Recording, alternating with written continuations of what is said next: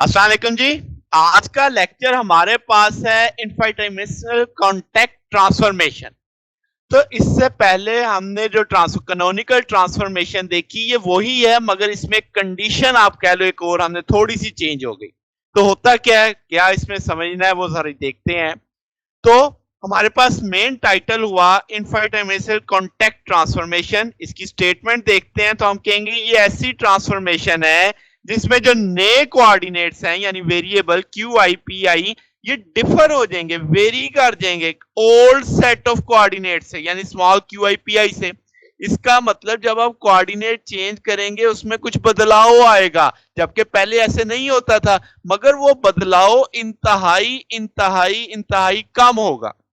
जैसे आप यहां पे देख सकते हैं कि क्यू आई जो नया वाला कोऑर्डिनेट है पुराने वाले कोऑर्डिनेट जितना ही है प्लस डेल्टा क्यू आई, यानी उसमें मामूली सा आपको बदलाव दिख रहा है।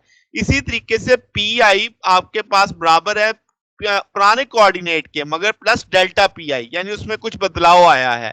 तो अगर ऐसी ट्रांसफॉर्मेशन कुछ होती है तो वो ट्रांसफॉर्मेशन क्या कहलाएगी? इनफाइनाइटेशनल कॉन्टेक्ट ट्रांसफॉर्मेशन।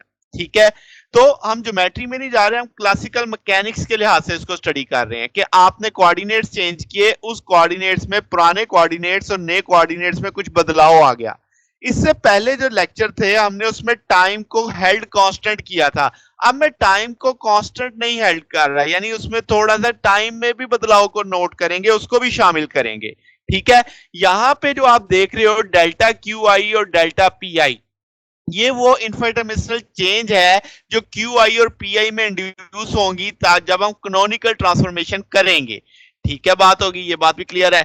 अब एक चीज जरा समझें, आपके पास second type of generating function था F2 summation Q I P I. हम कहेंगे ये जनरेट करता है आइडेंटिटी ट्रांसफॉर्मेशन, यानी आपके पास जो नया कोऑर्डिनेट पुराने कोऑर्डिनेट के बराबर यानी Q I small Q I के बराबर है, capital P I small P I के बराबर है। इसका प्रूफ भी मैं समझा देता हूं। आपने जब second type of generating second form पढ़ी थी जनरेटिंग फंक्शन की F2, तो small Q I P I T था, यहाँ पे टी मैंने हेल्ड कांस्टेंट किया था तब। अब आपके पास क्यू आई पी आई को हम ट्रीट कर रहे हैं किस तौर पे? इंडिपेंडेंट कोऑर्डिनेट के तौर पे। वैसे तो 4n थे ना, तो उनमें से 2n हमने लिए थे, तो वो लेक्चर आपको पीछे मिल जाएगा, आई बटन में उसका मैं लिंक दे दूंगा। तो अब जनाब अगर यहां पे हम इसको डिफरेंशिएट करते हैं पी आई, तो D F two partial Q I आ जाएगा। तो जब आप इसके लिहाज से इसे डिफरेंशिएट करोगे तो जनाब क्या आप देखेंगे कि जवाब पी आई आएगा आपके पास, और जब आप क्यू आई के लिहाज से इसे डिफरेंशिएट करेंगे तो डी एफ टू ये आपके पास क्यू आई के बराबर ही आएगा। तो आपने देखा कि जो पुराने कोऑर्डिनेट था वही नए कोऑर्डिनेट के बराबर आया, यहां पे भी capital Q I older coordinate के बराबर आया। जबकि आपके पास जो ये इक्वेशन थी इसमें D F over D T था, वो मैंने कहा कि मैंने टाइम को हेल्ड कांस्टेंट रखा हुआ है तो ये जवाब 0 हो जाएगा। तो यहां से आपको पता चलता है कि ओल्ड कोऑर्डिनेट बराबर है किसके? न्यू कोऑर्डिनेट के। न्यू ओल्ड हैमिल्टोनियन और न्यू हैमिल्टोनियन बराबर है। के यहाँ पे न्यू हैमिल्टोनियन को रिप्रेजेंट कर रहा है, एच यहाँ पे आपके पास ओल्ड हैमिल्टोनियन को रिप्रेजेंट कर रहा है। ये हैमिल्टोनियन इक्वेशन थी ना जो हमने इस्तेमाल की, तो आपने देखा इक्वेशन और हैमिल्टोनियन जब आपने कैनोनिकल इक्वेशंस लगाई तो आपके रिजल्ट्स में कोऑर्डिनेट्स नए वाले और पुराने वाले बराबर आ गए। ठीक होगी बात? अच्छा, अब ये जो चीज थी ये हमारे पास एक तरह से प्रीवियस हमारे लेक्चर का एक तरह से आउटकम था जो हमने 4 फॉर्म ऑफ पढ़ी थी जनरेटिंग फंक्शन। अब इसका मतलब यहां पे ओल्ड और न्यू वेरिएबल आपके पास इक्वल है और एफ जनरेट कर रहा है एक आइडेंटिटी ट्रांसफॉर्मेशन। क्लियर होगी बात?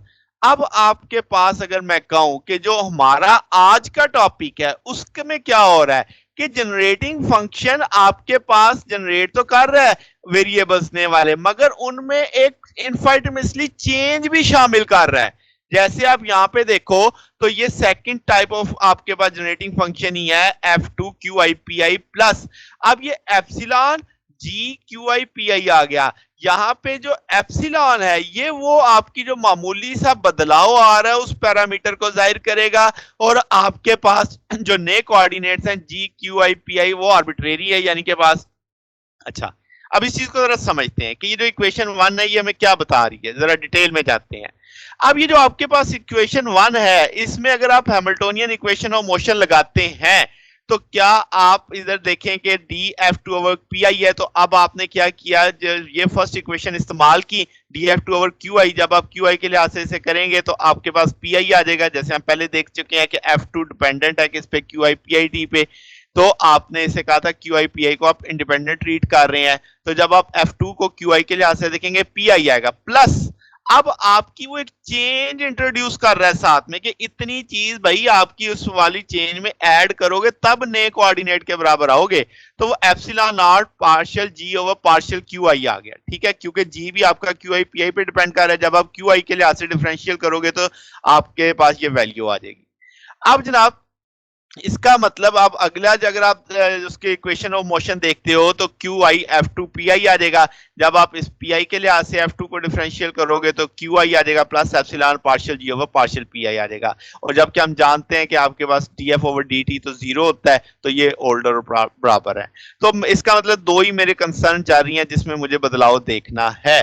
तो मैं क्या करता हूं, यहां से ओल्डर माइनस न्यू कर देता हूं कि आपके जो ओल्ड कोऑर्डिनेट हैं उनको जो नए कोऑर्डिनेट्स हैं उनमें से पुराने वाले कोऑर्डिनेट्स को माइनस कर देता हूं ताकि बदलाव चेंज का पता चले। तो ये पी आई न्यू है, ये पी आई आपके पास होल्डर है, तो मैं इसे अरेंज ऐसे करता हूं कि बड़े वाले पी आई में से छोटे वाला पी आई माइनस कर देता हूं, ये तो ये factor minus epsilon are partial ji over partial q आएगा, तो ये डेल्टा वो चेंज बता रहा है कि इतना चेंज आया, ये आपके पास जो माइनस में फैक्टर आ रहा है minus epsilon are partial ji over partial Q I.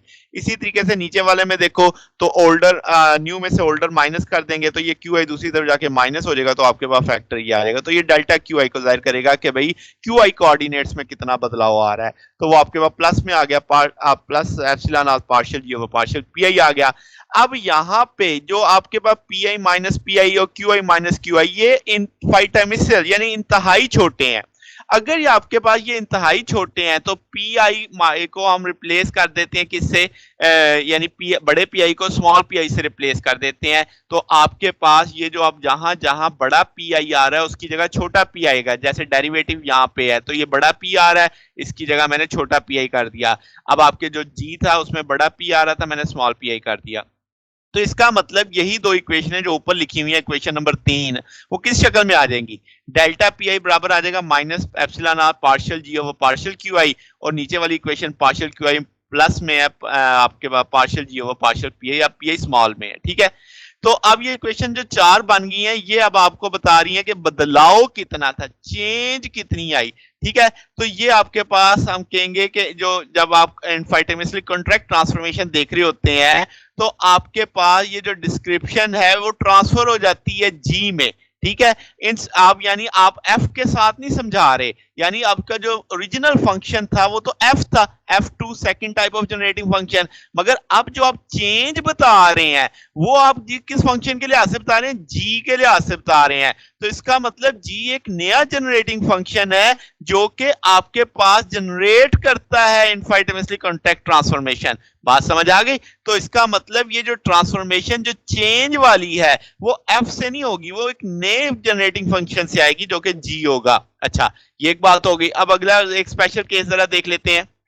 Let's say हम कह लेते हैं एप्सिलॉन को dt कह लेते हैं, यानी जो आपका जैसे मैंने पहले ऊपर लिखा था कि एप्सिलॉन नॉट क्या है, इनफाइटिमिसल पैरामीटर है ट्रांसमिशन का, तो जैसे यहाँ पे मैंने उसे dt कह दिया, टाइम के साथ रिलेट कर दिया, और g को h कह देते हैं यानी हैमिल्टोनियन फंक्शन मान लेते हैं लेट्स से।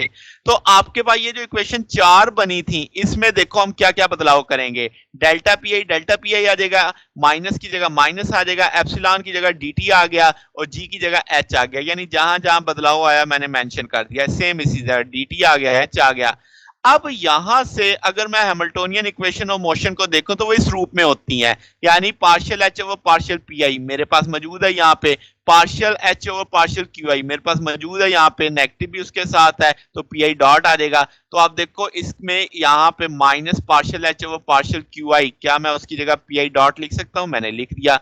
क्या partial H over partial P आई, क्या इसकी जगह मैं क्यू आई डॉट लिख सकता हूं? तो मैंने क्यू आई डॉट लिख दिया।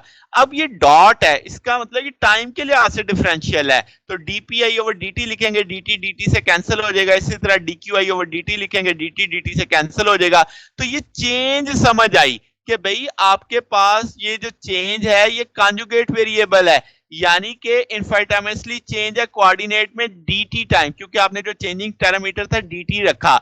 इसका क्या मतलब कि जब आप ट्रांसफॉर्मेशन करोगे qi की pi में तो आप t टाइम के अंदर qi plus delta qi P plus delta P, तो उसमें टाइम का भी थोड़ा सा इजाफा होगा। यानी ये जो चेंज हो रहा है, आपके वेरिएबल्स में बदलाव आ रहा है, इसमें अब टाइम के साथ बदलाव आएगा।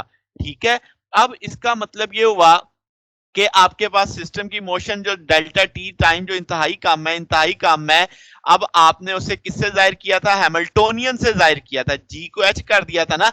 तो इसका मतलब ये हुआ कि आपके पास जो इंटायर मोशन ऑफ सिस्टम है वो फाइनाइट इंटरवल ऑफ टाइम में आपके पास क्या करती है? चेन ऑफ इनफाइनाइटेमिसल कॉन्टैक्ट ट्रांसफॉर्मेशन करती है, जो कि वही हैमिल्टोनियन जनरेट कर रहा है।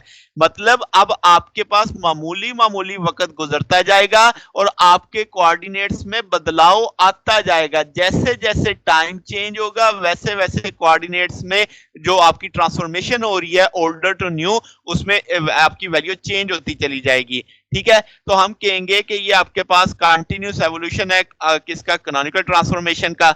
अब हम कह सकते हैं बिलाखिर के जो हैमिल्टोनियन था ये जनरेटर था, क्योंकि मैंने जी की जगह क्या लगाया? एच लगाया। जी एक नया जनरेटिंग फंक्शन था।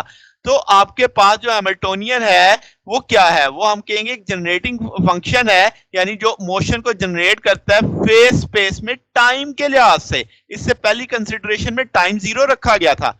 बात समझ आ गई? तो ये चीज हमारे पास आज का लेक्चर था। अगर आपको इसमें कोई बात पूछनी हो, कोई डाउट हो, तो नीचे कमेंट्स में पूछ सकते हैं। वीडियो अच्छी लगी हो तो वीडियो को लाइक कीजिएगा, दोस्तों के साथ शेयर कीजिएगा, चैनल को भी सब्सक्राइब कर दीजिएगा। अब तक के लिए इतना ही, बाकी इंशाल्लाह फिर नेक्स्ट देखेंगे। ओके, अल्लाह हाफिज।